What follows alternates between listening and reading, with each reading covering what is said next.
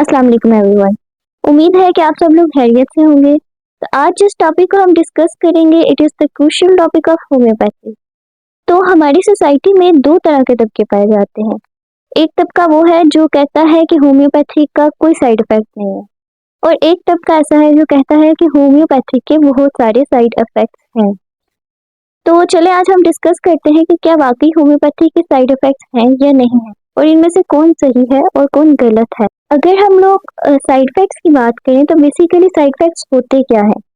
अगर हम लोग कोई ऐसी दवाई खा रहे हैं किसी ऑर्गन के लिए कि अगर हमें कहीं पेन है या किसी किस्म की कोई डिजीज है, तो हम उसके लिए कोई दवाई खा रहे हैं, तो उसके साथ वो दवाई हमारे ऑर्गन को ठीक करने के साथ साथ किसी दूसरे ऑर्गन को डैमेज कर रही है या किसी और तरह की डिस्कम्फर्ट कॉज कर रही है, पेन कॉज कर रही है, तो इसका मतलब है कि वो दवाई साइड इफेक्ट कॉज कर रही है।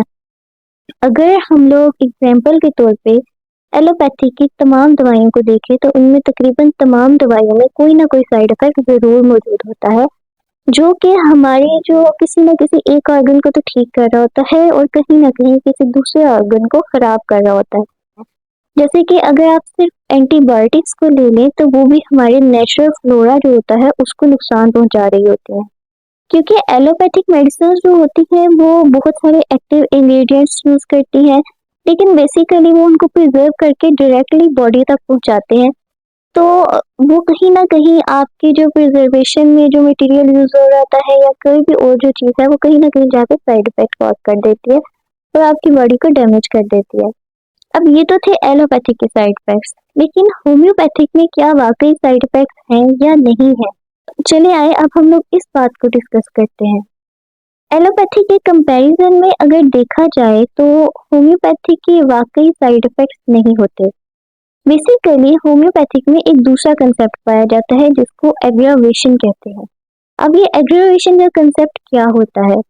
बेसिकली अगर कॉमन चीज देखी जाए तो एग्रावेशन का कंसेप्ट ये होता है कि आपकी बॉडी में कोई मेडिसिन गई और उसने जो पहले से मौजूद साइन एंड सिम्टम्स हैं उनको बढ़ा दिया, उनकी फ्रिक्वेंसी को इंक्रीज कर दिया, तो इसको कहते हैं एग्रावेशन। या फिर आपकी बॉडी में कोई नई सिम्टम पैदा कर दी, कोई ऐसी सिम्टम जिसकी फ्रिक्वेंसी थोड़ी तेज हो जिसकी वजह से आपको पेन हो या डिस्कम्फर्ट हो, इसको कहते हैं एग्रावेशन। अब बात करते हैं उन दो तबकों की जो कि ये कहते हैं कि होम्योपैथी के साइड इफेक्ट्स हैं या नहीं है। तो जो लोग कहते हैं कि जी होम्योपैथी के साइड इफेक्ट्स हैं, बेसिकली वो सिर्फ एक वर्ड गलत यूज कर रहे होते हैं साइड इफेक्ट का। बेसिकली होम्योपैथिक में एग्रावेशन है, और एग्रावेशन क्यों है ये एक बहुत बड़ा मसला है। इसमें बहुत सारे जो है हमारे पास पॉइंट्स आ जाते हैं जो कि आज हम डिस्कस करेंगे। और जो लोग कहते हैं कि होम्योपैथी के साइड इफेक्ट्स नहीं है, यानी कि ये मतलब बहुत लेस हार्मफुल मेडिसिन है, तो उनके लिए भी इसमें एक बहुत ज़्यादा ऐसी एक इम्पॉर्टेंट बात है जो उनके लिए समझना ज़रूरी। होम्योपैथिक में जो सबसे बड़ी एग्रेवेशन की रीज़न है वो ये है कि रॉन्ग प्रेस्क्रिप्शन ऑफ मेडिसिन। एक तो होम्योपैथी की एग्रेवेशन पॉजिटिव एग्रेवेशन है जिसमें जो डिजीज़ है वो क्योर ही एग्रेवेशन के थ्रू होती है, यानी कि एक आर्टिफिशियल डिजीज प्रोड्यूस होती है और उसकी वजह से जो साइंस एंड सिम्टम्स है उनकी फ्रिक्वेंसी इंक्रीज होती है, और फिर वो जो डिजीज है उसके खिलाफ हमारी वाइटलिटी फाइट करती है, और वो डिजीज जो पहले से मौजूद होती है वो हार जाती है, और फिर जो डिजीज मेडिसिन से प्रोड्यूस हुई होती है वो हमारी बॉडी से इरेडिकेट हो जाती है जब हम मेडिसिन को स्टॉप कर देते हैं। तो बेसिकली एक बहुत वाइड कंसेप्ट है, एक लेमैन के लिए समझना इसे बहुत मुश्किल बात है। तो अगर हम लोग सिर्फ यहाँ तक बात करें कि इसकी एग्रेवेशन रॉन्ग नेगेटिव एग्रेवेशन कैसे होती है, तो वो कुछ इस तरह से होती है। जो होम्योपैथिक मेडिसिन है वो बेसिकली ह्यूमंस के ऊपर प्रूव होती है। तो अगर आप लोग देखें तो हर एक मेडिसिन की ना एक प्रूविंग हुई होती है साइंस एंड सिम्टम्स की बेस पे। एक बुक बनी हुई है मटेरिया मेडिका।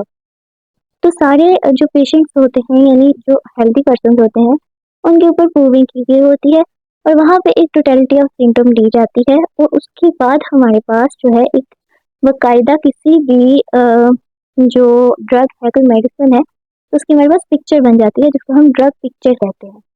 जो सबसे पहला पॉइंट मैं डिस्कस करना चाहूंगी वो है क्वैकरी।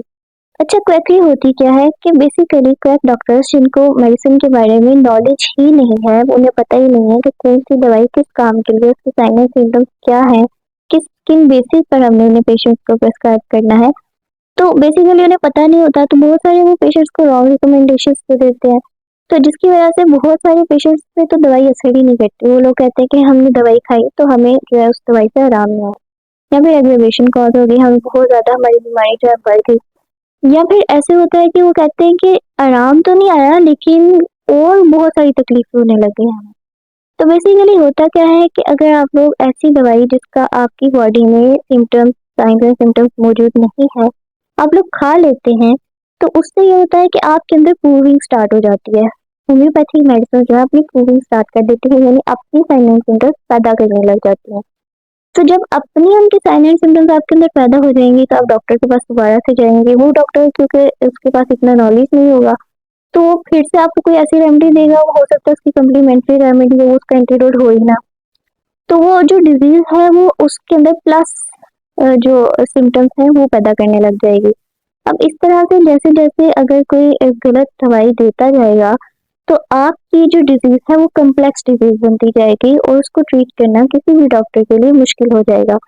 क्योंकि फिर उस डॉक्टर को तो नहीं पता कि इससे पहले आपका ट्रीटमेंट कैसे किया गया है, आप किसी डॉक्टर के अगर चेंज करते हैं। तो इसलिए क्वैक डॉक्टर से बचना बहुत ज़्यादा ज़रूरी है, जिनको इस बात का नॉलेज ही नहीं है कि मेडिसिन कैसे आपकी बॉडी में जाके परफॉर्म करेगी। इसी तरह अक्सर लोग जो हैं वो सेल्फ मेडिकेशन की तरफ चले जाते हैं। हालांकि होम्योपैथिक में सेल्फ मेडिकेशन बहुत ज़्यादा खतरनाक हो सकती है, क्योंकि होम्योपैथिक में बहुत सारी रेमेडीज के सिम्टम्स मिलती जुलती होती हैं। किसी न किसी एक सिम्टम की वजह से वो रेमेडीज डिफ्रेंशिएट करती हैं। लेकिन अगर आप लोग रॉन्ग यूज ऑफ मेडिसिन कर लेंगे तो वो आपकी बॉडी को अब्यूज करेगी, और हो सकता है कि वो कोई ऐसी डिजीज पैदा कर दे या आपकी डिजीज को इतना हार्मफुल बना दे कि इट कुड बी फैटल, यानी आपकी कहना नहीं चाहिए लेकिन डेथ भी हो सकती है पर्सन की।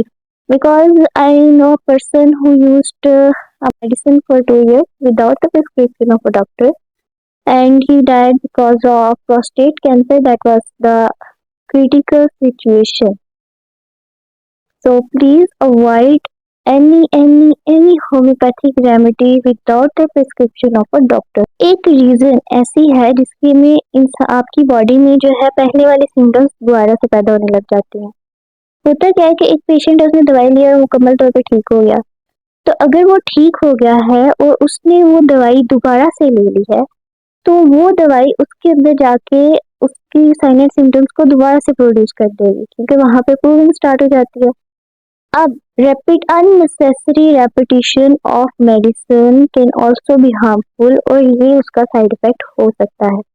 अक्सर लोग कहते हैं कि जो होम्योपैथिक डॉक्टर्स हैं वो प्लासिबो यूज करते हैं। तो भाई प्लासिबो यूज करने का मकसद ये नहीं है कि हम लोग जो पेशेंट है उसको बेवकूफ बना रहे हैं, बल्कि इसको यूज करने का मतलब ये है कि हम अननेसेसरी रेपिटेशन ऑफ मेडिसिन को सिर्फ अवॉइड कर रहे हैं, जो कि पेशेंट के लिए हार्मफुल है।